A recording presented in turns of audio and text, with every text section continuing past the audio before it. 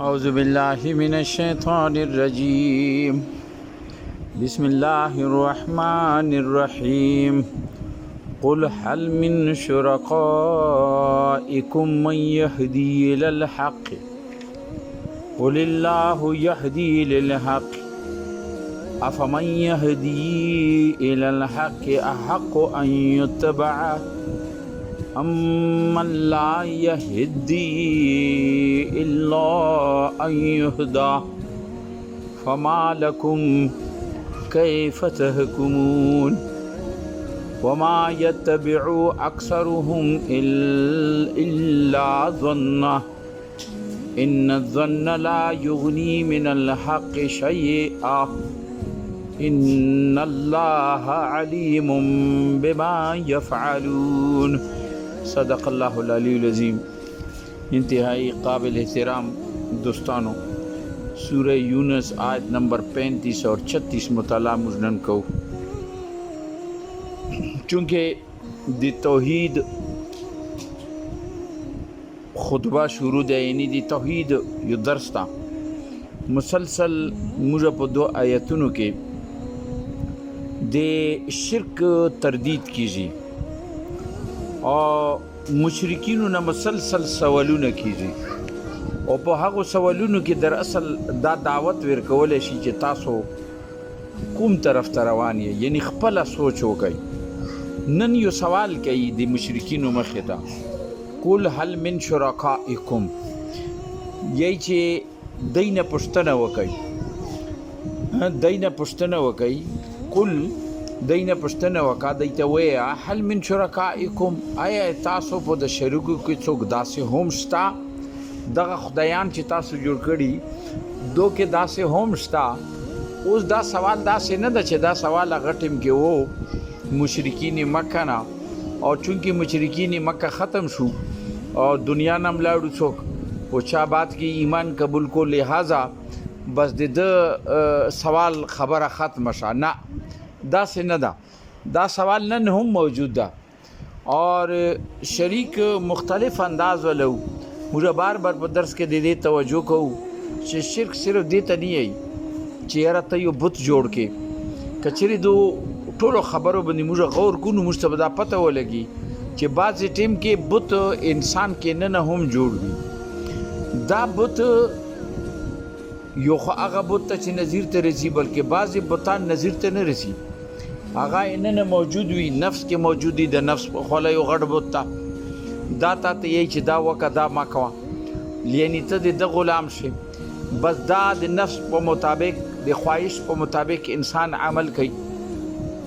بس چې دا کم انسان دغسې کار کوي چې د خپل زړه مني، نو دا د خپل زړه او د خپل نفس غلام شو. دغه نفس او دغه زړه چې دا د خدای جوړ ده. او که دغه انسان بیا د نفس نه مني، بیا دا د معاشرې د طور طریقو باندې مني، یی چې بس دا چلن نه نوي موږ معاشرې کې موږ به دغسې کوو. لہذا دا تحقیق نه کوي چې دا حق دا او که نه ده، خدای په هغې لارې روان ده، لہذا دغه معاشره د خدای جوړه شله. که دغه انسان معاشرې نه بلکې د خاندان مني او د خاندان هر خبرې باندې سره دا ولاړ وي، حق وي یا نه حق وي، دا تحقیق نه کوي، نو دا خاندان د خدای ده. که دغه انسان قوم سره ولاړ ده اور قوم چې څه یایي چې قوم سره وي، بھائی قوم خو نه شو برشای، لہذا دا تحقیق نه کوي چې د قوم مو په حق ته یا نه حق ته، نو دغه قوم د خدای ده. دغسې دغه انسان یوې پرټۍ سره ولاړ ده او دا تحقیق نه کوي چې دا پرټي حق ته که نه حق ته، دا د حق کار کوي یا د نه حق کار کوي. خدا هر هغه سره لیا دا پرټي دی د خدای ده. او دا څوک مني که نه مني، خو که دا تنها هر انسان کینی خپل زړه کې سوچ وکړي، نو ده ته به پته ولګي چې در اصل ما خو ډېر خدایان جوړ کړي دي. ټولو نه اول خو مو نفس خدای ده، چې کومې ته موږ مرضي یو، انا یو، ورته ذات ورته یو، خواهشات ورته یو، ټولو نه اول خو هغه یې موږ خدای وي، بیا مو خاندان خدای وي، مو مور پلار خدای وي، بیا مو اولاد خدای وي، بیا مو خاندان خدای وي، قوم مو خدای وي. بیا داسې سات بیا هر هغه نظام چې د هغه اتباع کوي په ده بنیادو سترګې پټوي او دا پوښتنه نه کوي چې دا ټیک ته او که نه ټیک ته، نو دا هم د تا خدای ده. لہذا الله فرمایي چې دینه پښتنه وکا هل من شرکائکم دغه ټولو خدایانو کې څوک داسې هم شته من یهدی الی الحق چې تاسو ته د حق پیروي وکړي حق ته مبوزي. اوس دا یو سوال کیږي انسان مخې ته اوس که غور وکړو د انسان حق طرف ته ویلی چې انسان ضروریات څه دي. د انسان ضروریات صرف دا نه دي چې یاره هغه ته خوراک څښاک ته شنو ته خوراک څښاک شي او داسې غوښتنو دپاره یا زندگی چې تیروي هغې دپاره داسې کان و مکان چې ته دلی دوري ضرورت ته دا د انسان دا ضرورت نه ده صرف بلکې د انسان دین علاوه هم ډیر داسې ضروریات دي چې هغې کې د ده ته د رهنمایي ضرورت ده. مثلا دغه انسان ته الله قوت ورکړی ده دا قوت د څنګه استعمال کړي. دغه انسان ته الله قابلیت ورکړی دا قابلیت د څرنګه استعمال کړي. دغه انسان کې څه صلاحیتونه دي هغه صلاحیت څرنګه استعمال کړي. دغه انسان ته الله دولت ورکړی دا دولت څرنګه استعمال کړي. دغه انسان خاندان کې د خاندان سره د تعلقات څرنګه پکار دي. دغه انسان یو معاشري کې پاتې کیږي دغه معاشري سره د تعلقات د په معاشري څه حقوق دي معاشري په د باندې څه حقوق دي. دغه انسان ته الله څه کرسۍ ورکړي ده څه رتبه ورکړي ده. اوس د باندې دا حق ته چې دای پوه شي چې دغه کرسۍ دغه رتبې حقوق څه دي. آیا دا ټیک زه استعمالوم یا نه استعمالوم خپل ذات سره د څه معامله پکار ده. د ټولو شیونو کې دته دا رهنمایي پکار ده چې د تمام اختیارات چې کوم تا سره دي دا اختیارات او دا قابلیت دا دولت دا کرسۍ دا اقتدار او دا تمام شیونه چې کوم ردي د ذات نه ونیسه خاندان نه ونیسه تعال اولاد نه ونیسه معاشرې رسي هغه کرسۍ هغه رتبه هغه اختیارات هغه طاقت چې تا سره میلاو ده تا ته میلاو ده نو آیا دا ته په داسې ویلاري کې استعمال کې دا ټول شیونه چې هغه تا ته د دنیا د سکون ذریعہ هم وګرځي او مرګ د بعد د راحت او د سکون ذریعہ هم وګرځي. دا هغه رهنمایي ده چې انسان ته ضرورت ده نه کې دغه انسان د خپل صلاحیتونه خپل قابلیت داسې استعمال کی چې دا الټا د دې نتیجه خود د ذات ته هم نقصان دی وي د زندګۍ ته نقصان دی وي او هغه معاشري ته هم نقصان شي چې کومه معاشري کې دا پتی کیږي. اوس ته ګوري دنیا کې څومره خلکو ته چې طاقت ملاو شي دولت ملاو شي چاته دولت ملاو شي دولت څرنګه استعمالوي ډیر خلک خو استعمال کی چې هغه دنیا سکون سره حاصل کی خو ضروری نه ده چې د آخرت سکون ته رهنمایي وي اگر چې ډیر خلک داسې هم وي. اوس حضرت عثمان رضی الله تعالی عنہ حضرت عبدالرحمن بن عوف رضی الله تعالی عنہ خود نبی صلی الله علیه وسلم ته غریب نه و دو ته الله دنیا دولت باد کې ویر کو خو دغه دولت دغه صلاحیت دغه قابلیتونه دي څرنګه استعمال کړي دي. آیا دنیا ته فائدې ورکړي یا نقصان ورکړي یا ظلم کړی ده مگر موږ ګورو چې کومه معاشري کې چاته صلاحیت ملاو شي قابلیت ملاو شي اقتدار ملاو شي کرسۍ ملاو شي دولت ملاو شي طاقت ملاو شي. اوس دا طاقت دغه انسان څرنګه استعمالوي نو موږ ګورو چې دنیا ټوله د خون خرابۍ نه ډکه ده ځکه چې دغه کې انسان غلطي کوي د سرې رهنمایي نه وي دا خود فیصله وکړي چې بس ما سره حق ده.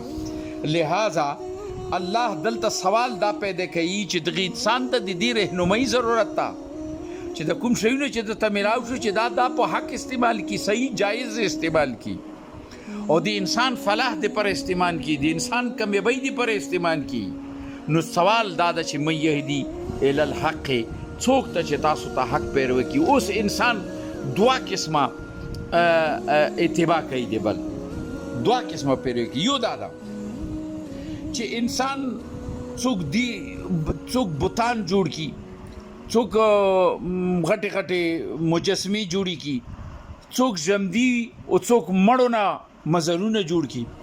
هغه ته انسان چې ته ورسي هغه ته انسان صرف دې ته ورسي چې یاره ما باندې څه مصیبت را نشي یا مصیبت راغلی هغه نه لرې کی یا د ما دواګانې قبول کی یا د ما حاجتونه پورا کی یا د ما ضروریات پورا کی یعنی دا دې ته ورسي.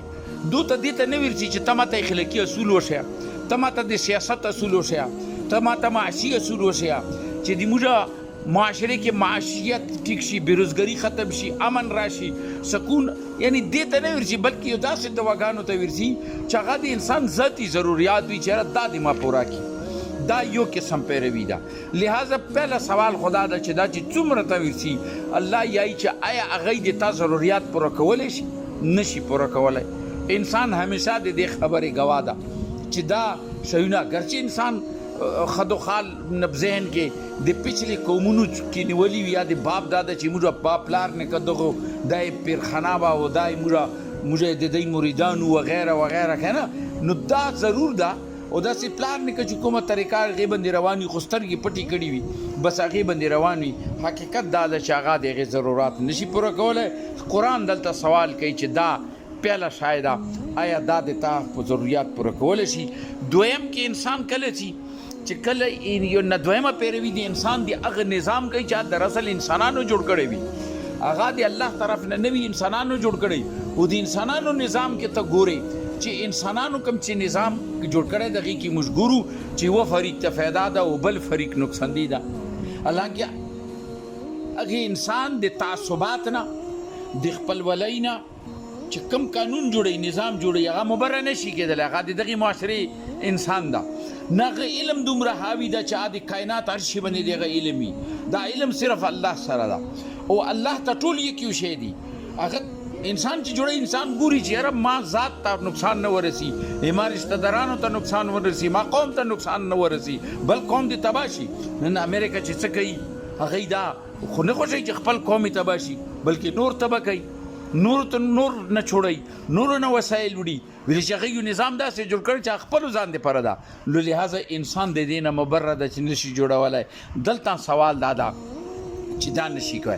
اوس چې دواړو شیانو کې صحیح رهنمایي څوک کوي، صحیح رهنمایي چاته میلاو شي دا حق ده چې هغه قبلیتونه صلاحیتونه او یا دعاګانې د چا دا صحیح پوره کولی شي یا د چاته څه ورکولی شي، نو دا حق ده او دا دعوت حق ده او څوک په دې روان شي دا دین حق ده. لہذا دین حق چې ده هغه صرف د الله نه سوا بل څوک نشي کوی. ورستو درسونو کې بار بار دا خبره چې کائنات چا لاس کې دي، باران څوک راولي، فصلونه څوک پیدا کوي، تا ته دیرکوي څوک، بیا اچانک طوفانونه څوک راولي. دا تمام سوالونه د دې دپاره دي چې انسان سوچ اور غور وکړي او دې باندې خپله انسان مني چې دا د الله نه څوک نشي کولی بل دا صرف الله ده. لہذا الله خپله یې قل الله دوی ته ویه یهدي للحق. سوال وشو چې تاسو کې څوک شته چې داسې د حق رهنمایي څوک وکړي؟ نشته. نو دوی ته ویه دوی ته الله یهدي للحق چې الله صرف د حق طرف ته رهنمایي کوي کوونې والا ده. اوس بیا یې چې اوس تاسو وشئ تاسو دا خپله فیصله وکئ یهدي الی الحق حقو چې څوک د حق پیروي کوي نه د حق رهنمایي کوي، کم ذات کم هستی چې تاسو ته د حق رهنمایي تاسو ته کوي احق ان یتبع، آیا د دې حق د هغه ده چې د هغه پیروي دې وکړلی شي یا اما لا یهدي الا ان یهدا چې یا تاسو د هغه چا پیروي کوي چې هغه خپله د پیروي محتاج نه د هدایت محتاج ده.